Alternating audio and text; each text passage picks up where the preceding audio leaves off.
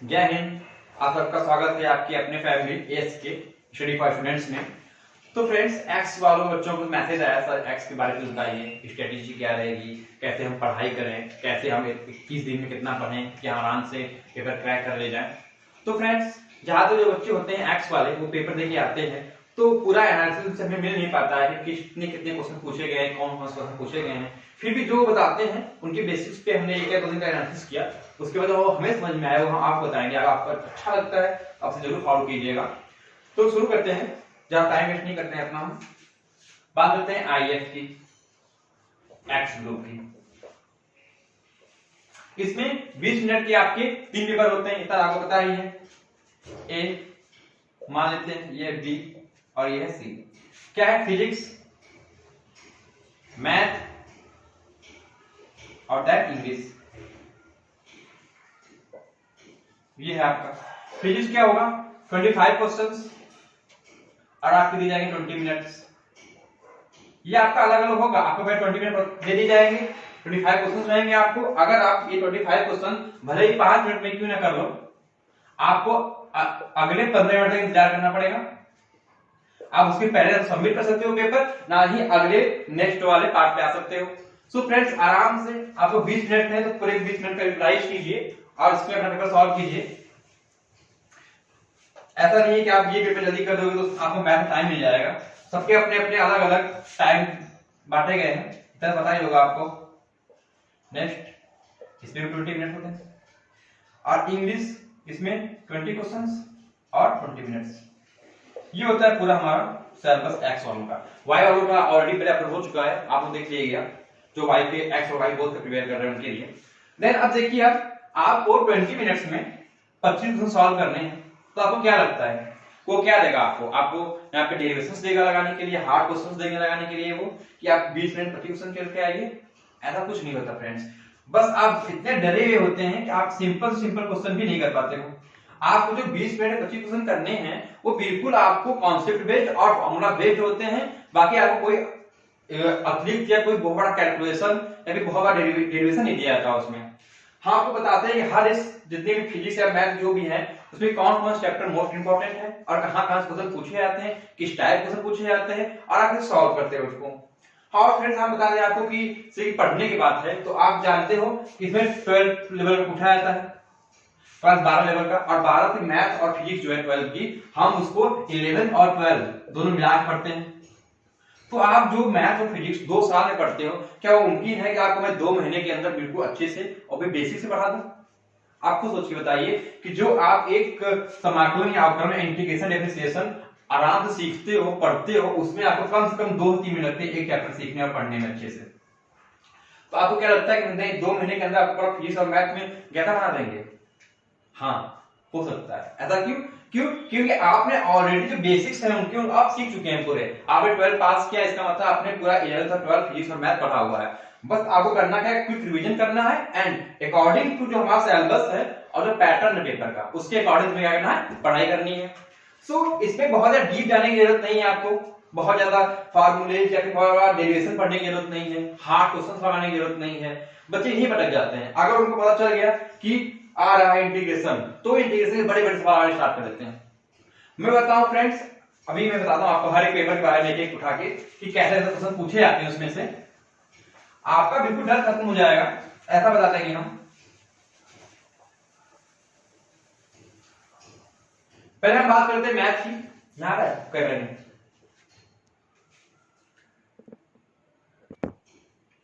ठीक, कैमरे में आ रहा है सब ठीक। हाँ, हम बात करते हैं इसकी मैथ की।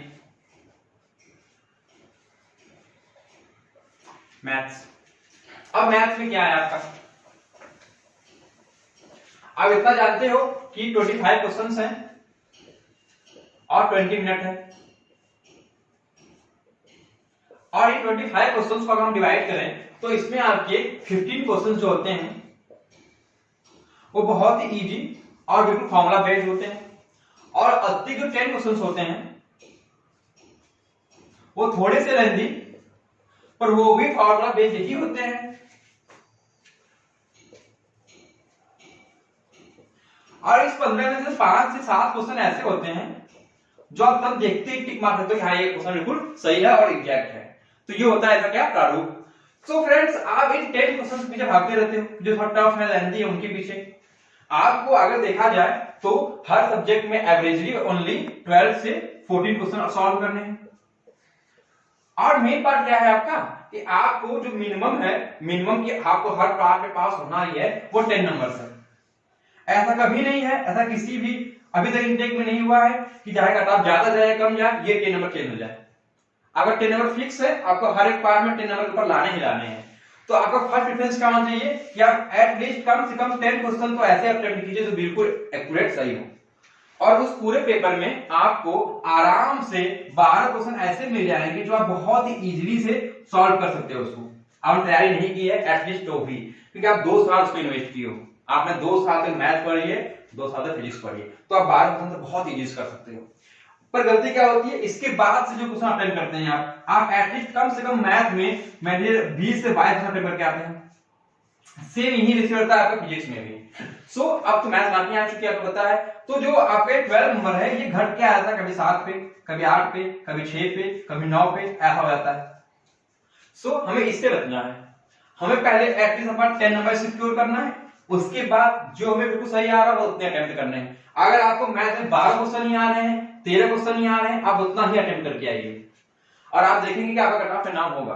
विश्वास कीजिएगा आप पे, क्योंकि आपका कितना भी हार्ड पिट शिफ्ट हो, कितना भी कुछ भी हो, कोई भी इंटेक हो, आपका कभी 40 प्लस नहीं जाने वाला कट ऑफ। 40 प्लस ही जाता है या 40-35 के बीच में रहता है। अभी हम आपको पूरा एनालिसिस प्रोवाइड कराएंगे कि कौन से इंटेक में कितना कट ऑफ गया है। ठीक है, ये 40 नंबर गया था एक इंटेक में, वो भी तब जब मैथ्स मार्किंग नहीं थी। जब से मैथ्स मार्किंग इंट्रोड्यूस किया गया है तब से कट ऑफ 35-40 के बीच में ही रहती है। हर बार पूरा एनालिसिस करवाया हुआ है, अभी हम बताएंगे आपको। सो आप देख लीजिए कि अगर आपको 40 क्वेश्चन मान लो कि आपको 40 लेकर आने हैं और 3 सब्जेक्ट है आपके पास, तो आपने इतनी मैथ तो पढ़ी है कि आपने इतना निकाल सकते हो कि अगर 40 नंबर लाने हैं, 3 सब्जेक्ट है, तो वो कितने नंबर एक सब्जेक्ट लाने पड़ेंगे। एटलीस्ट अगर आप 15-15 या 12-12 लेके आते हो, 15-15 मान लेते हैं, तब ये आपका 45 नंबर हो जाएगा। और ये 15 में से किसी एक में आपने 12 या 13 कर दिया, किसी एक में 16 कर दिया, तो हमारा टारगेट में क्या होगा, ओनली 50 नंबर, वो भी एक्यूरेट 100% सही। अगर 100% सही 15 बार करके आते हो तो हम पूरी गारंटी देते हैं कि आपका इन्वायरमेंट तक कोई नहीं होता क्वेश्चन, अगर आपने तीनों सब्जेक्ट्स में 15-15 क्वेश्चन बिल्कुल एक्यूरेट सही करके आए। और हमारे सर ने आपको बता ही दिया होगा कि इंग्लिश कैसी आती है। इंग्लिश ऐसी आती है कि आप बहुत ही इजीली 16-17 नंबर तो अटेम्प्ट कर सकते हो इंग्लिश में। और मैथ और फिजिक्स वो भी इतना ज्यादा हार्ड नहीं आता, बच्चों बताते हैं। आप उसमें एटलीस्ट कम से कम 15 नंबर कर सकते हैं। वो भी कैसे देखेंगे कि सबसे ज्यादा इंपॉर्टेंट क्या है मैथ में। आपने पूरा 11 बार पढ़ा है, आपको पता है कि सबसे ज्यादा मोस्ट इंपॉर्टेंट चैप्टर्स कोई हैं तो वो समाकलन और अवकलन है। और यहाँ भी सेम वही चीज है, यहाँ भी आपको समाकलन, अवकलन और के अनुप्रयोग से कम 5 क्वेश्चन पूछे जाते हैं, 5 से 7 क्वेश्चन। किससे? समाकलन, अवकलन, इंग्लिश में उसको बोलते हैं क्या, इंटीग्रल्स एंड डिफरेंशिएशन, और उसके एप्लीकेशन से कितने क्वेश्चंस, 5 से 7 क्वेश्चन। और उसमें क्वेश्चंस किस टाइप के रहते हैं, बिल्कुल बिल्कुल बिल्कुल क्या, फॉर्मूला बेस्ड। आपको दे देगा e की power x into tan inverse x plus 1/1 plus x square. अब इसका आप निकालिए। अब इसका आप पेपर में निकालने बैठोगे, आप इसका अगर इंटीग्रेशन निकालने बैठ गए तो आपको एटलीस्ट 1 से 2 मिनट लगने वाले हैं, और उससे आपको 20 मिनट प्रोवाइड किए सिर्फ क्वेश्चन सॉल्व करने के लिए। तो इसका मतलब क्या है कि ये सब बिल्कुल बिल्कुल फॉर्मूला बेस्ड है। क्या है, आपने नहीं पढ़ा ये फॉर्मूला, e की power x into fx plus fx। क्या आपने ये फॉर्मूला नहीं पढ़ा है? ये क्या होता है, e की पावर x fx, ये होता है फॉर्मूला प्लस c। क्या आपने ये फॉर्मूला नहीं पढ़ा हुआ है? ये क्या है, tan इनवर्स x, और उससे क्या कर दिया यहाँ पे अवकलन कर दिया गया है। सो क्या हो जाएगा आपका आंसर, कुछ नहीं हो जाएगा, e की पावर x। आप देख रहे हैं कि एक फलन है और उसका यहीं पे अवकलन है, तो ऐसा क्या हो जाएगा, आपको फलन हो जाएगा e की power x into tan inverse x plus c। ये आपका हो जाएगा, आंसर हो जाएगा। तो इसमें आपको टाइम वेस्ट करने की जरूरत है बिल्कुल नहीं। और मैं आपको मैं प्लान कर रहा हूं कि अगर मैं आपको सब्जेक्ट वाइज सब्जेक्ट पढ़ा नहीं पाऊंगा, लेकिन क्या पढ़ूंगा, मैं टॉप 20 प्लस क्वेश्चन लेकर आऊंगा जो एक्सपेक्टेड रहेंगे और बिल्कुल रिलेवेंट रहेंगे एग्जाम्स के एयरफोर्स के। ये नहीं कि अब हम आपको स्नातक कराने बैठे हैं तो बिल्कुल इंटरमीडिएट या फिर जेईई मेंस या जेईई एडवांस लेवल के आपको क्वेश्चन सॉल्व कराए जा रहे हैं, उससे कोई फायदा नहीं होने वाला, आपका टाइम वेस्ट होगा। क्योंकि जो एयरफोर्स का पैटर्न है वो बिल्कुल फार्मूला बेस्ड और कॉन्सेप्ट बेस्ड है। सो हमें क्या करना है, आप ज्यादा से ज्यादा फार्मूला अपना तैयार कीजिए बिल्कुल, और फार्मूले को कैसे क्वेश्चंस में लगाना है वो सीखिए। आपको फार्मूला तैयार है, आप क्वेश्चन में लगा नहीं पा रहे तो कोई फायदा नहीं। आपको दे देगा integration 3 sin x plus 5 cos x upon 2 sin x plus 7 cos x। अगर आपको फार्मूला पता है तो ये कितने मिनट सवाल है, मुश्किल 30 सेकंड सवाल नहीं, आप ऑप्शन जैसे टिक कर दोगे। अगर नहीं पता है अब लगाइए, 5-7 मिनट जाएंगे क्वेश्चन लगाने में। और ये सारे जो मैं बता रहा हूं सारे क्वेश्चन पूछे हुए हैं एयरफोर्स में। तो यहां से क्या निकल के आ रहा है आपका कि आपको ओनली और ओनली बस फार्मूला पे कंसंट्रेट करना है और उसको कैसे यूज करना ही है। और उसमें भी ऐसे आप एक चार्ट प्रिपेयर कीजिए अपना कि आपको एक दो बार जिसने अटेम्प्ट दिया होगा उसको इतना पता चल ही गया होगा कि जो मैं बता रहा हूं सही है या नहीं। अब बहुत पढ़ के जाते हो और बिल्कुल बेसिक पूछेगा आपसे। कभी कभी पता क्या होता है, वो डायरेक्ट उठा के आपको फार्मूला ही पूछ देता है। मैंने बहुत सिंपल में देखा है ऐसे 1/√a² प्लस x²। ये फार्मूला है, उसने पूछ दिया या a मान लो 5 कर दिया या कुछ भी कर दिया, उसने 25 कर दिया, मान लो कुछ भी कर दिया, बिल्कुल फार्मूला बेस्ड है। क्या आप ये नहीं कर पाओगे? आप इसको सॉल्व करने बैठोगे वहां पे, क्योंकि इंटर हाई स्कूल इंटर में जितनी भी हैं उन सबका डेरिवेशन कराया गया है, हर एक फार्मूले का डेरिवेशन कराया गया है। और हमें जो एकेडमिक ईयर्स होते हैं उसमें क्वेश्चन सॉल्व करने पड़ते हैं तब आपके नंबर मिलते हैं। भले आपको फार्मूला याद है, आप फार्मूले का अप्लाई नहीं कर सकते, आप उस फार्मूले को जो डेरिवेशन है उसके अनुसार उस क्वेश्चन को सॉल्व करते हैं तब आपका आंसर आता है। और भाई आंसर पड़ी रहती है, हमको फार्मूला पता है, फिर हम क्या करेंगे, उसको सॉल्व करेंगे क्वेश्चन को और आंसर लेके तो आएंगे, उससे क्या फायदा निकलने वाला, कोई फायदा नहीं। सो सबसे मोस्ट इंपॉर्टेंट समाकलन अवकलन उनके प्रयोग से क्या करने हैं, फार्मूला तैयार कर लेने हैं। उसमें भी क्या है, आपको एक समीकरण दे देगा, उसका तुम्हें अवकल समीकरण निकालना पड़ेगा, या फिर एक अवकल समीकरण दिया गया है उसका समीकरण निकालना है, आपको अस्पर्शरेखा का समीकरण निकालना है, अभिलंब समीकरण निकालना है। ये 3-4 टाइप जो होते हैं उसके, उसे फिक्स है क्वेश्चन आने वाले ही है। अब हम आगे करते हैं। सबसे इंपॉर्टेंट उसमें क्या होता है, इनवर्स ट्रिग्नोमेट्री का इंटीग्रेशन, उससे भी कंफर्म है सवाल पूछेगा आपसे। और इनवर्स ट्रिग्नोमेट्री के जो इनवर्स के क्वेश्चंस होते हैं जैसे कि tan inverse 5 plus tan inverse 7, इस टाइप क्वेश्चन वो बहुत पूछता है, फार्मूला बेस्ड बिल्कुल, उसको भी आपको फार्मूला तैयार करना है। तो यहां हमने कैलकुलेशन क्या निकाला है कि हर एक चैप्टर से ओनली आपको फार्मूले तैयार करने हैं और उस पे आपको सवाल लगाने हैं। तो मैं आपको मोस्ट इंपॉर्टेंट जो लिस्ट है, एक बार मोबाइल जो है,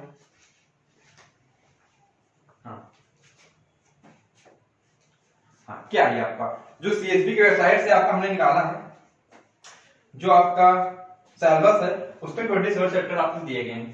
तो क्या आपको लगता है कि आप 20 मिनट में इन 27 चैप्टर्स की 2 महीने या 3 महीने में पढ़ सकते हो अच्छे से पूरा? नहीं, आपको हर एक सवाल नहीं लगानी है, हर एक को कुछ नहीं करना है, बस आपको इतना टाइम दिया गया है कि आप अच्छे सारे सवाल के फार्मूले को रिवाइज कर सको और उसके बाद अच्छे से उस पे सवाल फार्मूले बेस्ड आते हैं वो लगा सको। जैसे परम्यूटेशन कॉम्बिनेशन हो गया, आपको कुछ नहीं देगा, 20 वस्तुओं में से 500 चुनने की संख्या बताइए। कोई एक आदमी है वो इस ट्रेन से जाता है, ट्रेन से एक से जाने के 3 तरीके हैं, ट्रेन बी से आने के 5 तरीके हैं, बताइए किस तरीके से जाएगा और आएगा। तो बिल्कुल सिंपल बेस्ड इक्वेशन, बिल्कुल फार्मूला बेस्ड सवाल आपसे पूछता है, आप उतना भी नहीं कर पाते हो। हम नहीं बता रहे हैं क्या हाँ आप बता रहे हैं कौन से इंपॉर्टेंट आपको हैं जो फार्मूले बिल्कुल तैयार होना चाहिए आपके। Sets, relation and in functions, अगर आपने पहले से पढ़ रखा है रिलेशन एंड फंक्शंस को तभी आप उसको फिर से पढ़िए, वरना आपने अगर इंटर में अच्छे से नहीं पढ़ा है तो प्लीज मैं आपको बताऊंगा कि वो आपको बिल्कुल मत पढ़िए। आपने अगर अच्छे से पढ़ा नहीं है, पहले तो पढ़ा हुआ है तो एक बात देख सकते हैं, उससे ज्यादा क्वेश्चन पूछे नहीं आते। हाँ सेट से आपसे आ सकते हैं, वो भी सेट के बिल्कुल जो उसके जो अलग टाइप्स होते हैं उनसे क्वेश्चन पूछा जाएगा। जैसे कि क्या हो गया, सेट ए है, सेट बी, सेट सी दे दिया गया, उसमें कह देगा कि इसमें कौन सा अधिक समुच्चय है या कौन सा उसका उपसमुच्चय है, कौन सा और क्या कहते हैं उसको, ए इंटरसेक्शन भी पूछ देगा तुमसे, ए यूनियन भी पूछ देगा तुमसे। बिल्कुल जो बेसिक लेवल पे होते हैं सेट से उसके सवाल आते हैं। नेक्स्ट क्या है, ट्रिग्नोमेट्री फंक्शंस, आपको ट्रिग्नोमेट्री के फंक्शंस हैं उसमें भी आपको फार्मूला ही रखना है, आपका फार्मूला बेसिक सवाल आएगा उसमें। इनवर्स ट्रिग्नोमेट्री आपका उसका इनवर्स का क्या है, कॉम्प्लेक्स नंबर। कॉम्प्लेक्स नंबर के जो कॉन्सेप्ट होते हैं कि अगर हम z है प्लस जेड करेंगे तो क्या वो भी एक जेड आएगा, माइनस करेंगे तभी जेड आएगा, गुणा करेंगे तभी जेड आएगा। तो इसकी जो प्रमेय है, गुणा करने में क्या आता है, प्लस करने में क्या आता है, कुछ और दिन क्या आता है, और अंडर रूट कैसे निकलता है, इसका अंडर रूट का इस्तेमाल आ सकता है कॉम्प्लेक्स नंबर का। तो आपको मैं एक फॉर्मूला प्रोवाइड करा दूंगा पूरा पूरा कि क्या क्या होता है उसमें। हम नेक्स्ट आते हैं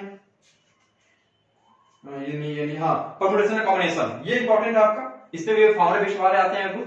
और उसके बाद बाइनोमियल थ्योरम, हाँ ये इंपॉर्टेंट है आपका, इससे आपके 1 से 2 सवाल आ सकते हैं बाइनोमियल थ्योरम से।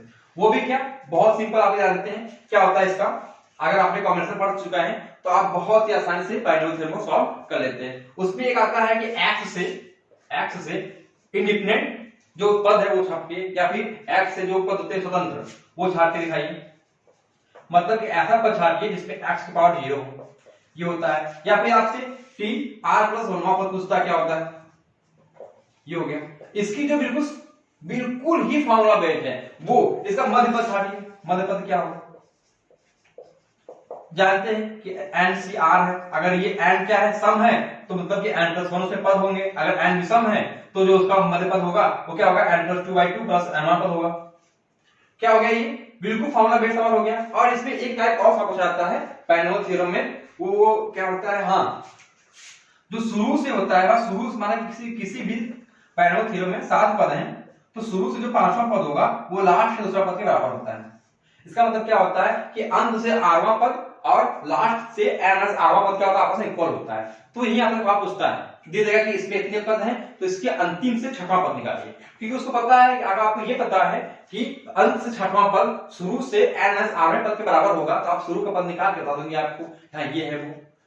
इसमें जो बाइनोमियल थ्योरम में 4 टाइप के सवाल आते हैं, 4 या 5 टाइप के, उन्हीं टाइप्स के फॉर्मूले बेस्ड बिल्कुल वो हमें आपको जो ये बिल्कुल फॉर्मूला बेस्ड हम बता रहे हैं, हम आपको हर एक चीज की जो प्रैक्टिस कराएंगे उसमें हम आपको हर फॉर्मूला बताते चलेंगे कि आप कहां पे कौन सा फॉर्मूला लग रहा है। और बाकी आप अपने आप से खुद मेहनत कीजिए। और उसके बाद क्या है, सुकेन सीरीज, इससे एक दो क्वेश्चन आ सकता है एपी जीपी वाला, वो भी बहुत सिंपल, एपी जीपी वाला क्वेश्चन बहुत सिंपल। आपसे पूछता है कि एक पद दे देगा, पूछेगा कि एपी में है, जीपी में है, किसमें है, अब हर इंटरमीडिएट उसने हरात्मक से हटा दी है, तो उससे क्वेश्चन आ जाएगा, कभी एचआर के क्वेश्चन आ जाते हैं कि है कि नहीं है हरात्मक माध्यम में। नेक्स्ट क्या होगा आपका स्ट्रेट लाइन, सर्कल है इसकी फैमिली, सर्कल क्वेश्चन आते हैं, बिल्कुल आते हैं। सर्कल क्या करेगा, आपको COR दे देगा, एक सर्कल दे देगा, उसी केंद्र का दे देगा निशान, और वो किस बिंदु से होके जा रहा है ये दे देगा, उसका त्रिज्या निकाल, क्षेत्रफल नहीं निकाल सकते, एरिया क्या हो जाएगा उसका, और इसकी जो व्यास दे देगा आपको, उसका क्षेत्रफल नहीं निकाल पाएंगे आप। तो जो बिल्कुल फॉर्मूला बेस्ड होता है वही सर्कल से भी क्वेश्चन आते हैं। कोऑर्डिनेट सेक्शन, हाँ कोऑर्डिनेट सेक्शन में आसपास का समीकरण निकालने आ जाएगा, पराबोला आ गया, परवलय आ गया, वो जो उसके फॉर्मूले होते हैं बिल्कुल, उसकी जीवा की लंबाई कितनी हो जाएगी, उसकी जो जीवा से होके जाने वाले रेखा का समीकरण क्या हो जाएगा, ये सब समीकरण वाले क्वेश्चन होते हैं, ये आपको पूछे जाते हैं। वो भी बिल्कुल अगर आपका फॉर्मूला तैयार है आपको, तो बिल्कुल आप लगा सकते हो, इसमें कोई दोबारा नहीं, आप नहीं लगा सकते बिल्कुल। और ये कोऑर्डिनेट इक्वेशन है, उसको आप ऑप्शंस के साथ से लगा सकते हो बहुत आसानी से, वो हम बताएंगे कैसे। उसके बाद क्या है, मैट्रिक्स एंड डिटरमाइंट्स, मैट्रिक्स में जानते हो आपको ज्यादा सवाल बड़ा देगा नहीं, ए इनवर्स देगा आपको निकालने के लिए, तो आप बैठ वहां पे ए इनवर्स निकालने बैठ जाओगे। आपको एक दे दिया कि एक मैट्रिक्स है ए, उसका इनवर्स मैट्रिक्स निकालिए, ए इनवर्स निकालिए, तो क्या आप ए का इनवर्स निकाल बैठ जाओगे आप पेपर में? नहीं, आपको क्या पता है, आपको पता है कि a into A inverse equal क्या होता है, आई होता है। तो कोई भी एक ऑप्शन पढ़ लीजिए आप और उसको मल्टीप्लाई कर दीजिए, अगर शुरू का पद क्या आने लगा 1 0 0 आने लगा, ऐसा कुछ आने लगा, तो मान लेते हैं कि हाँ ये हो सकता है। अब जैसे एक दो और फॉर्मूला का पता चल जाएगा कि शुरू का पद अगर इसमें 1 0 किसी में 1 2 3 आ जाएगा, किसी में कुछ आ जाएगा, किसी में कुछ आ जाएगा, तो ऐसा जरूरी नहीं है कि सब में जो स्टार्टिंग में पद आए वो 1 0 0 ही आए, क्योंकि आपको पता है जो आई होता है वो 1 0 0 0 1 0 और 0 0 1 ही होना चाहिए आपका, ये आपको ये आई मिलना चाहिए। अब गुणा करें तो इसमें ये नहीं आएगा, मतलब कि वो क्या है, उत्तर नहीं है, और ये आ जाएगा तो उसका वो उत्तर है। तो हम रिवर्स बिल्कुल ऑप्शन के सहारा से इसको निकाल सकते हैं। तो और क्या है इसमें मैट्रिक्स वगैरह भी डिफरेंशिएशन मैं बता चुका हूं, मैं आपसे ऑपरेशन हो चुका आपका इंडिफिनिट और डिफिनिट। इंडिफिनिट और डिफिनिट बिल्कुल फॉर्मूला बेस्ड, ऐसे कि 0 to 1 कोई भी यहां पे दे देगा, उसका आपने इंटीग्रेशन निकाला और आपने वैल्यू पुट कर दी, वो ये इंटीग्रेशन कौन सा देगा, बिल्कुल फॉर्मूला देगा। आपको जो 30 से 35 फॉर्मूले बताए गए हैं इंटीग्रेशन उसमें, वो फॉर्मूले बिल्कुल आप तैयार रखिए, बिल्कुल ए टू जेड, उसी फॉर्मूले को उठा के बिल्कुल हूबहू क्वेश्चन पूछेगा वो, आप देख लीजिएगा, किसी भी सेट को उठा के देखिएगा।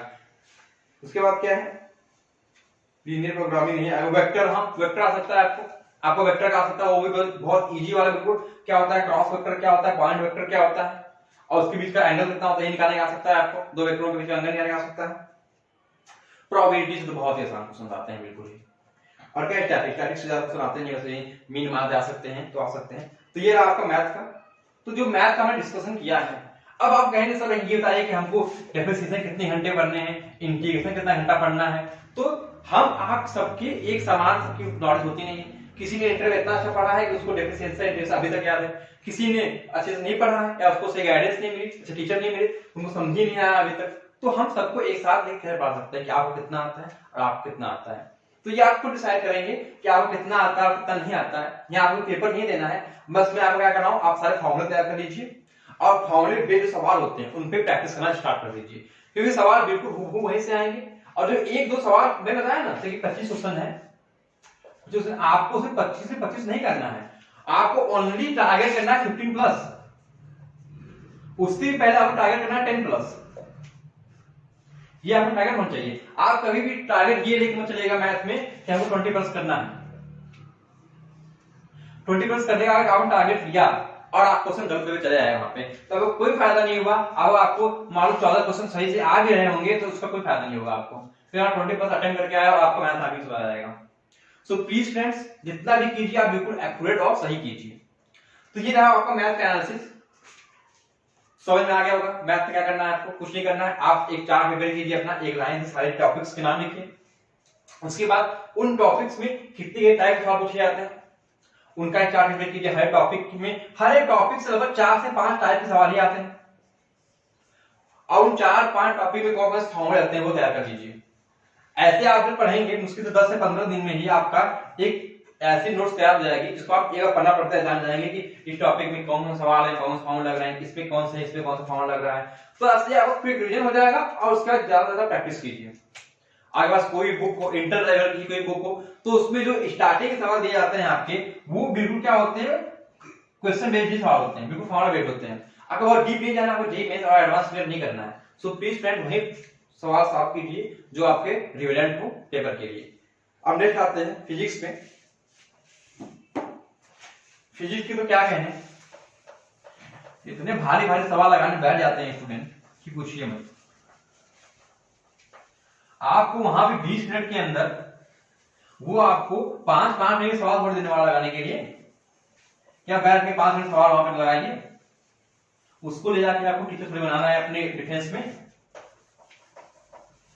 आपको बस उसमें ये टेस्ट करना है कि आपने जो इंटरमीडिएट पढ़ा हुआ है, वो ये थोड़ी कहता है कि आपने इंटरमीडिएट पढ़ा हुआ है और आपको एयरफोर्स करना है, तब कोचिंग कीजिए तो आप एयरफोर्स क्लियर कर पाओगे। वो ये थोड़ी कहता है कि आपने इंटर पढ़ लिया अच्छी बात है, उसके बाद कुछ नहीं, आप एक साथ आइए एयरफोर्स की तैयारी कीजिए, कोचिंग कीजिए, तब आप आए तो पेपर दीजिए तब पास हो गए। उसको ऐसा बंदा नहीं चाहिए, उसको ऐसा चाहिए जिसने इंटर किया हुआ हो और उसको थोड़ी भी नॉलेज हो, उसने क्यों मांगा था ऐसा। वो कहता है अगर आपने थोड़ी भी नॉलेज है आपके इंटरमीडिएट की, तो आप उसी नॉलेज से आप क्रैक कर सकते हो, बस एक बार रिवीजन करने के लिए। अब फॉर्म आपने डाल दिया तो आपको जो 1-1.5 या 2 मिनट टाइम दिया जाता है, वो इसलिए दिया जाता है कि आप अपना रिवाइज कर लीजिए कि आपने जो पढ़ा हुआ है। और रिवीजन होता है, ये कभी नहीं होता है कि आप बैठ के बड़े बड़े सवाल सॉल्व कीजिए। आप बैठ के जो कॉन्सेप्ट्स हैं, जो फॉर्मूले उन्हें रिवाइज कीजिए और उनके ऊपर फॉर्मूले के ऊपर बेस्ड सवाल को रिवाइज कीजिए, क्योंकि वो एमसीक्यू बेस्ड पेपर है, एक कंपटीशन लेवल है, तो वहां पे आपको टाइम ज्यादा मायने रखता है ना कि नॉलेज। अगर टाइम मैनेज करके आप उसके अंदर सॉल्व कर पा रहे हो तो बहुत अच्छा है। आप बहुत पढ़ने में तेज हो, आप 25% के 25 पूरा कर सकते हो, बशर्ते आपको कितना दिया जाए, 30 मिनट दिया जाए। आपका समय 30 मिनट में पूरा 25 सवाल सॉल्व कर सकता हूं, तो उनकी ऐसी इसकी कोई आवश्यकता नहीं। आप 20 मिनट के अंदर 15 सवाल सॉल्व कर दीजिए, वो तो उनके लिए बहुत है। कितने बच्चे ऐसे होते हैं जो क्वेश्चन सॉल्व करने चक्कर में, अगर मान लो पहला, दूसरा, तीसरा, चौथा और पांचवा, ये 5 सवाल है, पहला उसको नहीं आया, दूसरा नहीं आया, तीसरा नहीं आया और चौथा पांचवा उसने दिया हार्ड क्वेश्चन और उसको लगा यार मैंने 3 क्वेश्चन मुझे नहीं आया, मेरा पेपर नहीं, वो पेपर बहुत हार्ड बना, आ ही नहीं रहा है, तो चौथी क्वेश्चन पर जी जान लगा देगा सवाल करने के लिए, मान लो ये भी नहीं लगा तो पांचवें जी जान लगा देगा कि एटलीस्ट एक सवाल सही कर दूं मैं, और ये और गलती कर जाता है। आपको सवाल नहीं आ रहे, आप आगे बढ़ते रहिए, कब तक नहीं आएगा। हो सकता है कि जो हार्ड शिफ्ट हो या फिर जो हार्ड क्वेश्चन हो स्टार्टिंग की 6-7 क्वेश्चन हो, उसके बाद आपके बिल्कुल इजी लेवल कॉन्फिडेंट क्वेश्चन हो, आराम से क्वेश्चन निकल जाएगी। तो आप एक बार कम से कम पूरा का पूरा जितने क्वेश्चन से वहां तक पहुंचिए, तो उसके बाद एनालिसिस कीजिए आप इतने क्वेश्चन कीजिए, करें या ना करें। अगर आप एक बार 1 से लेकर 25 तक पहुंचते हो और बाद में देखोगे आप, तो आप आराम से 10 प्लस क्वेश्चन अटेम्प्ट कर चुके हो ऑलरेडी, तो आपको उसमें ज्यादा एफर्ट करने की जरूरत नहीं है। बस हाँ, आपने जो फार्मूले रिवाइज किए थे उन फार्मूले बेस्ड अगर क्वेश्चंस आए तो उन्हें सॉल्व कीजिए। बस मुश्किल से इस 10 प्लस को 15 या 16 तक ले जाएंगे, और इससे ज्यादा आपको कुछ भी करने की जरूरत नहीं है। अगर आप एक्स्ट्रा करने की कोशिश करेंगे तो आप गलती करेंगे और मैथ आके खा के बैठेंगे घर पे। सो अब फिजिक्स में किस टाइप क्वेश्चन आते हैं वो देख लेते हैं। फिजिक्स का जो है, अब इसका जानते हो सिलेबस बहुत बड़ा है, 11-12 का पूरा है, और 25 क्वेश्चन है इसमें। सेम इसमें भी क्या है, 20 मिनट है। आपको कोई भी इसमें महाभारत नहीं करना है, बहुत ही बड़ा पहाड़ नहीं तोड़ना है। इसमें तो क्वेश्चन आते हैं कॉन्सेप्ट बेस, कॉन्सेप्ट और जो फॉर्मूला होता है उसके रिलेशन से बेस्ड। और फॉर्मूला रिलेशन क्या होता है, हम फॉर्मूला पढ़ते नहीं इंटर हाई स्कूल में, पर आप देखते होगे कि आपने जो भी फॉर्मूला पढ़ लिया, जैसे आपने पढ़ लिया F = G m1 m2 r²। एक सिंपल सा उदाहरण लेते हैं, ये आपने पढ़ लिया, ये क्या है आपका फोर्स लग रहा है, और ये क्या है, दूरी है। वो कह देगा अगर हम दो पिंडों के बीच की दूरी क्या करना है, आधा कर दें तो फोर्स में क्या बदलाव हो जाएगा, अगर हम दूरी को दोगुना कर दें तो फोर्स क्या हो जाएगा। और आपकी चुंबकीय क्षेत्र की तीव्रता है और उसके आयाम है, आयाम चेंज कर देंगे तीव्रता क्या फर्क पड़ जाएगा। तो वो आपके फॉर्मूले के रिलेशंस होता है, वो बहुत पूछता है कि जिस तार की मोटाई थी उसको दोगुना कर दिया तो क्षेत्रफल में क्या इफेक्ट पड़ जाएगा। ये हो गया, एक मार्कर कर देते हैं, यहां पर चल रहा है। हाँ, देन क्या कह रहा था वो, हाँ तो मैंने क्या कहा, एक तो कॉन्सेप्ट आता है बिल्कुल कॉन्सेप्ट बेस्ड कि जो कॉन्सेप्ट आएगा कि विद्युत धारा जो होती है वो किसी आवेशित खोखले गोले पे कहां पे रहती है। आपने किसी खोखले गोले पे या खोखला सुजाला पे उस पे धारा प्रवाहित कर दी तो धारा कहां रहेगी, क्या रहेगा, बीच में कोई पिंड बैठा हुआ है उस पे कितनी आवेशित धारा रहेगी बताइए, या कितना उस पे आवेश रहेगा ये बताइए। सो फ्रेंड्स, आप जानते हो कोई भी अगर फुल पैक्ड बॉडी है और उस पे क्या करना है, आपने करंट प्रवाहित कर दिया तो जो करंट रहेगा बस उसकी कहां पे रहेगा, सरफेस पे रहेगा, सरफेस पे ही करंट रहेगा, बीच में करंट नहीं रहेगा। आप जानते हो कि कोई अगर गाड़ी में बैठा हुआ है और उस पे क्या बिजली गिर जाए तो बस गाड़ी के ऊपर ऊपर बिजली दौड़ेगी, बीच में कोई आदमी बैठा हुआ अगर बॉडी ऊपर छूना करता है गाड़ी के तो उसको बिजली झटका नहीं लगेगा। सो बस वो कॉन्सेप्ट पूछेगा कि आपने जो पढ़ा हुआ है क्या कॉन्सेप्ट है आपको। कोई भी जो आवेशित है वो चुंबकीय क्षेत्र में जाता है या कहीं भी जाता है तो उसकी दिशा कैसे हो जाएगी, परवलयाकार हो जाएगी, सीधा निकल जाएगा, उसके लंबवत प्रवेश करता है तो किधर जाएगा। ये सब कहां है, ये सब क्या है, बस कॉन्सेप्ट बेस्ड क्वेश्चन आते हैं, उस पे आपका कॉन्सेप्ट क्लियर होना चाहिए। अब गति का सवाल हो गया, जो गति के कॉन्सेप्ट होते हैं, कोई आदमी बैठा हुआ है, गाड़ी चलने लगी, झटका लगा, आगे गया पीछे गया, किस कारण से गिरा, किस चीज पे कौन सा वर्क काम कर रहा है, इस टाइप क्वेश्चन से बहुत पूछे जाते हैं फिजिक्स में। लगभग 4 से 5 क्वेश्चन जो होते हैं बस प्योर कॉन्सेप्ट पे होते हैं वो, और फॉर्मूला रिलेशन वाले क्वेश्चन भी लगभग 4 से 5 ही होते हैं, वो बिल्कुल इजी फॉर्मूले पे होते हैं सवाल। एक मिनट, हाँ तो मैं क्या बता रहा था कि फिजिक्स में आपको अपना कॉन्सेप्ट क्लियर करना है और अपना क्या फॉर्मूला रिलेशन है वो कंप्लीट करना है, और आपके फॉर्मूले पढ़ने हैं, फॉर्मूले इसमें क्वेश्चन आते हैं। कौन कौन से फॉर्मूले, आपका हो गया विद्युत, मैग्नेट, चुंबक और प्रकाश। प्रकाश की बहुत सिंपल सवाल, कोई लेंस दे देगा, उसकी फोकस दूरी निकालनी होगी, वस्तु की दूरी निकालनी होगी, आवर्धन क्षमता निकालनी होगी, डायरेक्टर निकालना पड़ेगा। इस टाइप के बिल्कुल ही किससे सवाल बेस्ड फॉर्मूले में। और इसमें जो इंपॉर्टेंट चैप्टर में बता देता हूं फिजिक्स में आपके, वैसे तो सभी इंपॉर्टेंट है क्योंकि इतनी शिफ्ट होती है, इसमें हर शिफ्ट से कोई ना कोई सा पूछता है। हाँ, और 1 से 2 क्वेश्चन डायमेंशन की फिक्स है, विमा फिक्स है। अब रट लीजिए कितनी विमाएं, मुश्किल से 20 से 25 विमाएं हैं, उसी में से क्वेश्चन आना है आपको, फिक्स है, उसी में से ही आएगा। साइनता का आ जाएगा, कभी पिष्ट तनाव का आ जाएगा, कभी ग्रेविटेशनल फोर्स का आ जाएगा, किसी का आपको विमा निकालना आ जाएगा। विमा मतलब वो जो आता है आपका mLT-2, ये हो गया फोर्स का। ऐसे वाला जो विमा निकालनी आती है आपको, जो बिल्कुल एन के प्रति होता है आधारित, वो निकालना हो गया। ये फिक्स्ड है, चाहे कोई क्वेश्चन देगा मेजरमेंट से हो। Then kinetics, law of motions हो गए, वर्क एनर्जी पावर, इससे क्वेश्चन आ सकता है आपको। इससे जो लॉ ऑफ मोशन हो गया, वर्क एनर्जी पावर हो गया, काइनेमेटिक्स हो गया, इससे कॉन्सेप्ट क्वेश्चन आते हैं आपके। बहुत कम चांस है क्वेश्चन आए, वो भी न्यूमेरिकल आएगा तो बिल्कुल फॉर्मूला बेस्ड आएगा, बिल्कुल इजी। बाकी ज्यादातर इसमें कॉन्सेप्ट बेस्ड क्वेश्चन आते हैं। ग्रेविटेशन हो गया, वो उसमें भी फॉर्मूला आता है, एक पिंड यहाँ, एक पिंड यहाँ, इतने किलोग्राम की दूरी इतनी है, कितना फोर्स लगेगा ये बताइए। इस टाइप क्वेश्चन आ गए। फिर थर्मोडायनेमिक्स, हाँ थर्मोडायनेमिक्स से आपका कॉन्सेप्ट बेस्ड भी आता है और न्यूमेरिकल भी आता है, दोनों आता है। ये आपका एक मेजर क्वेश्चन होता है फिजिक्स का, थर्मोडायनेमिक्स। इसमें आपके कॉन्सेप्ट भी पूछे जाते हैं और क्या पूछा जाता है आपका, क्वेश्चन भी पूछे जाते हैं। क्वेश्चन हो सकता है कि जो ताप परिवर्तन होता है उससे आ सकता है कि फ़ारेनहाइट में इतने डिग्री सेंटीग्रेड, सेंटीग्रेड में कितना होगा, केल्विन में कितना, उसमें कितना हो जाएगा, ये हो सकता है। और क्या हो सकता है इसमें थर्मोडायनेमिक्स में आपका जितने थर्मोडायनेमिक्स नियम है, शून्य का नियम जो है थर्मोडायनेमिक्स का शून्य नियम, फर्स्ट लॉ सेकंड लॉ क्या है वो आ सकता है। उससे वर्क आ सकता है कि जो वर्क अगर सिस्टम पर किया जाए तो नेगेटिव होगा पॉजिटिव होगा, सिस्टम द्वारा किया जाए तो क्या पॉजिटिव होगा निगेटिव होगा, बिल्कुल आपके कॉन्सेप्ट बेस्ड हो जाते हैं वो। फिर क्या बिहेवियर ऑफ गैस है, फिर या गैसेस और हाँ वेव्स से क्वेश्चन आते हैं।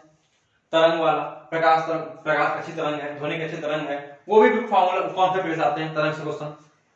उसके बाद क्या आ गया आपका, हाँ इलेक्ट्रिसिटी, इलेक्ट्रोलिसिस, करंट इलेक्ट्रिसिटी, इससे क्वेश्चन आते हैं आपके। वो भी किससे, इससे आते हैं न्यूमेरिकल आते हैं आपके।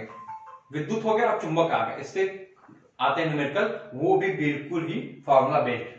आपको चुंबकीय क्षेत्र निकालने के लिए देगा या फिर देगा आपको चुंबकीय आघूर्ण निकालने के लिए, विद्युत आघूर्ण निकालने के लिए, ध्रुव आघूर्ण निकालने के लिए, पोल।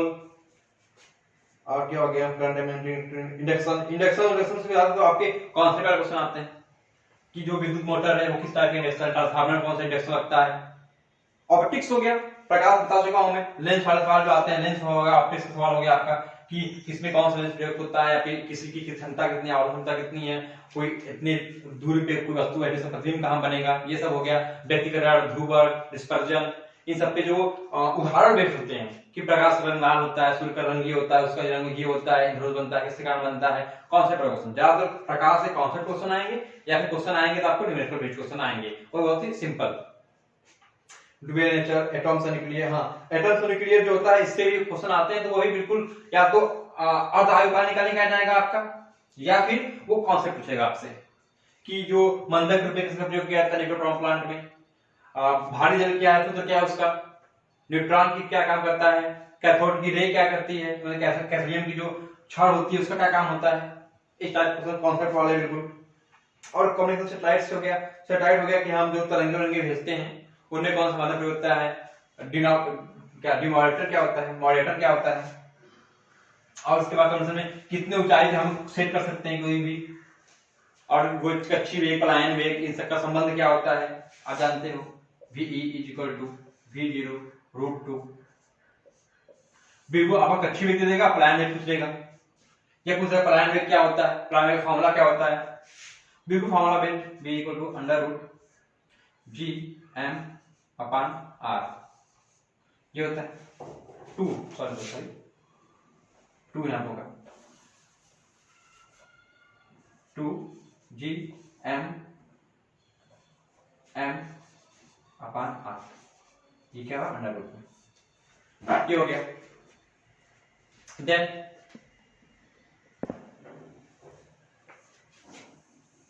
क्या हो गया, ये फॉर्मूला हो गया। अब इससे बेस्ड सवाल पूछ देगा आपको कि अगर दूरी बढ़ा दी जाए तो इसके वजह से क्या हो जाएगी, द्रव्यमान में निर्भर करता है नहीं करता है, तो ये सब क्या हो गया आपका बिल्कुल फॉर्मूला बेस्ड क्वेश्चन होते हैं, और फॉर्मूला रिलेशन वाले क्वेश्चन आते हैं और फॉर्मूला पे आते हैं, बहुत ही इजी फॉर्मूला के क्वेश्चन आते हैं। तो अब वो करना क्या है, आपको ज्यादा ज्यादा करने हैं, कॉन्सेप्ट तैयार करने हैं, फॉर्मूले तैयार करने हैं, और उनमें रिलेशन तैयार करना है कि किसी को बढ़ा दिया जाए किसी पर क्या इफेक्ट पड़ेगा, घटा दिया जाए तो क्या इफेक्ट पड़ेगा, विंड्स के नियम जो होंगे, अगर दूरी का आवर्तकाल बढ़ा दिया जाए तो क्या हो जाएगा, दूरी किसी क्या पड़ा, केपलर के नियम होंगे, उनमें जो क्या क्या नियम क्या क्या बताए गए हैं। तो फ्रेंड्स, और हाँ बहुत से बच्चे ये कहते हैं सर शेड्यूल दे दीजिए, ये बताइए कोई भी आपके बारे में क्या हो सकता है, आपको वो कह सकता है कि आप 1 घंटा पढ़िए आप ये आपको समझ में आ जाएगा।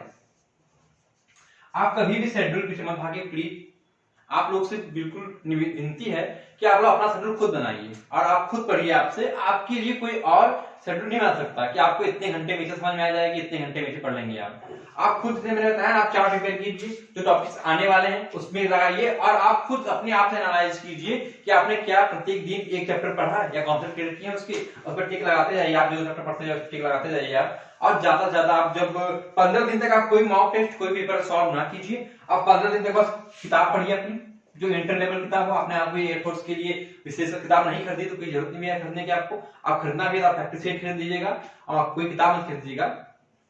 और क्या करना है आपको बस कॉन्सेप्ट पढ़ने और फॉर्मूले पढ़ने हैं आपको।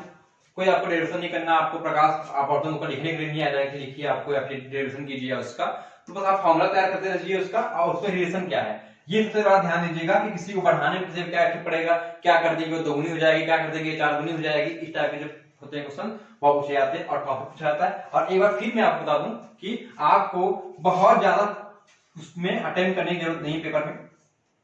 और इंग्लिश का तो हमने आपको वाइड के साथ ही बता दिया था, जिसको इंग्लिश के बारे में पढ़ना हो उस पर चला जाए।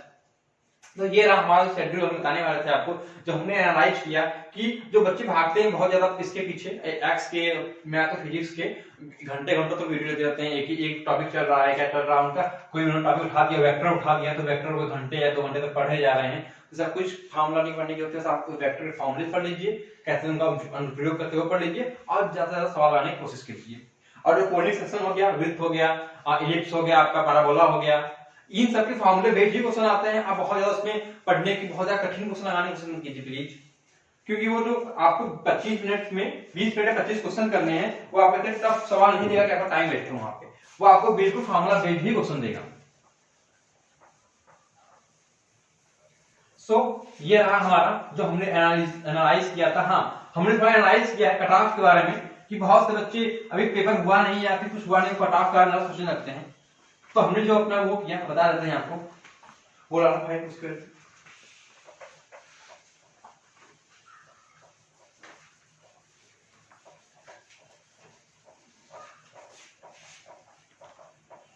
हम तो कोई वादा नहीं कर रहे हैं कि हम आपको हर एक टॉपिक हर एक चीज बेसिक से पढ़ाएंगे। हाँ, ये होगा कि जब हमें टाइम मिलेगा या फिर जब ये वो होगा हमको लगेगा हाँ ये टॉपिक पढ़ाना चाहिए, जैसे बैरोमेट्रिक थ्योरम हो गया, एक दो टॉपिक और हो गए जो लगेगा हाँ पढ़ाना चाहिए बिल्कुल बेसिक से है, हाँ, तो यहाँ आपको जो बता दिया जाएगा और आपको एक्सपेक्टेड क्वेश्चन जो होते हैं वो बता दिए जाएंगे। एक्स की बात की जाए, हम इंटेक 1 शुरू करते हैं 01 ऑफ 2019। सीबीटी पेपर था और मैथमेटिक्स नहीं थी इसमें। नेक्स्ट 02 2019, आपको पता है कि हर साल में 2 बार होता है इसका। 01 ऑफ 20, 2 ऑफ 20, 01 ऑफ 2021। और इसके वैकेंसीज को लेकर आप बहुत ही ज्यादा इसके वैकेंसीज लोग इस वीडियो पे सिर्फ देखते रहते हो, सो प्लीज आपको मैं एक इंफॉर्मेशन दे दूं कि एयरफोर्स की वैकेंसीज कभी भी किसी को बताई नहीं जाती, उनके ऑफिस तक पता नहीं होता कि कितनी वैकेंसीज है वहां पे। जो दिल्ली है जहां पे सीएसपी का हेडक्वार्टर है, वहां से जो आपके क्वार्टर बने रहते हैं तब डिसाइड होता है कि कितने बच्चों को क्वार्टर में बुलाना है, कितने बच्चों को नहीं बुलाना है। उनके पास कोई फिक्स नहीं होता कितने बच्चों को ही आपको लेना है ऑनलाइन थ्रू, क्योंकि उनके पास जो ये इंटेक्स होते हैं इनमें जो बच्चे ऑफलाइन होते हैं जो रैलीज में होते हैं और ऑनलाइन होते हैं, दोनों बच्चों को एक साथ बुलाया जाता है। तो वहां पर कोई फिक्स नहीं होता कि कितने बच्चों ने रैली क्वालिफाई किया, कितने बच्चे ऑनलाइन से आने वाले हैं। तो इसका कोई भी ऐसा प्रारूप नहीं है नेवी की तरह कि आपको फिक्स हो कितने बच्चों भी उसको पुट करने हैं। तो प्लीज इसके बारे में ज्यादा क्वेरी मत कीजिएगा कि कितने हैं। हाँ, इतना हो सकता है कि एक अप्रोक्सीमेट होता है कि लगभग 3000 पर बच्चे बुलाए जाते हैं, 3 के पर बच्चे बुलाए जाते हैं। ये एक्स वाई को मिला के होते हैं, 3 के पर बच्चे बुलाए जाते हैं, इतना फिक्स होता है। उससे आप मान लीजिए कि लगभग 2 तक एक्स के और वाई कम होते हैं, लगभग एक जाते हैं 1200 बच्चे एक्स के होते हैं। ये होता है आपका डिटेल्स। और आपको जितने भी यहाँ पे देखा जाए वहां पे यहाँ इतनी वैकेंसी बढ़ाई गई है बढ़ाई गई, सो प्लीज उन सब फैक्ट पे आप ना जाइएगा कि आप अपना पूरा ध्यान बस पढ़ाई में लगाइए। हाँ, आपको मैं एक आंसर देता हूँ। हाँ, इसमें गया था 42 तब जब मैथमेटिक्स नहीं थी, उसके बाद गया आपका तुरंत मैथमेटिक्स इंट्रोड्यूस हुई और बच्चों ने गलत अटेम्प्ट किया और उनका नंबर देख लीजिए कैसा घटता गया 37.75, 28 ये देखिए 1 27.5 आप खुद देखिए ग्राफ कैसे गिर रहा है इसका।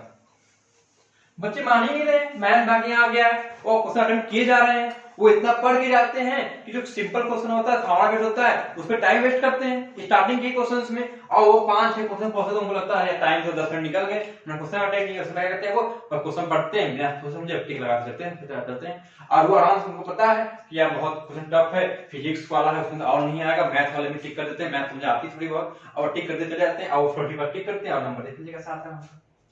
सो आप देख लीजिए इसके अनुसार से भी मैं ना चलूं, अगर मैं बहुत ज्यादा मान लूं इस बार जाएगी 35 प्लस जाए, जो कि ऐसा होगा नहीं, 35 से 40 के बीच में ही जाएगी कट ऑफ, इतना फिक्स है। इस बार भी देखिएगा 35 से 40 के बीच ही कट ऑफ रहने वाली है।